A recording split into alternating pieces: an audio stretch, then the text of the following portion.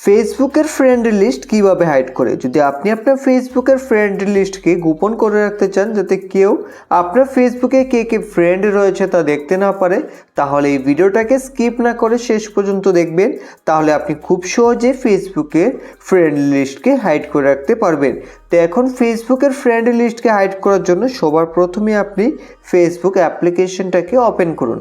ফেসবুককে open করার পর এখন আপনি বাঁদিকে থ্রি লাইনে ক্লিক করবেন। থ্রি লাইনে ক্লিক করে এখন এখান থেকে আপনারা সেটিংস অ্যান্ড প্রাইভেসিতে ক্লিক করে এখন এখান থেকে সেটিংসে ক্লিক করে দেবেন। সেটিংসে ক্লিক করে দেওয়ার পর এখন বন্ধুরা আপনারা একটু নিচে আসুন। নিচে এখানে আপনি দেখতে পাবেন how people find and contact you. তো এখন এখান থেকে আপনারা এখানে ক্লিক করবেন। এখন এখান থেকে আপনারা who can see your friend list এখানে ক্লিক করবেন। ক্লিক করে দেওয়ার পরে আপনি দেখতে পাবেন এখানে আপনাদের ফ্রেন্ড লিস্ট পাবলিক করা রয়েছে, যার জন্য সকলেই আপনার ফেসবুকের ফ্রেন্ড লিস্টকে দেখতে পারে।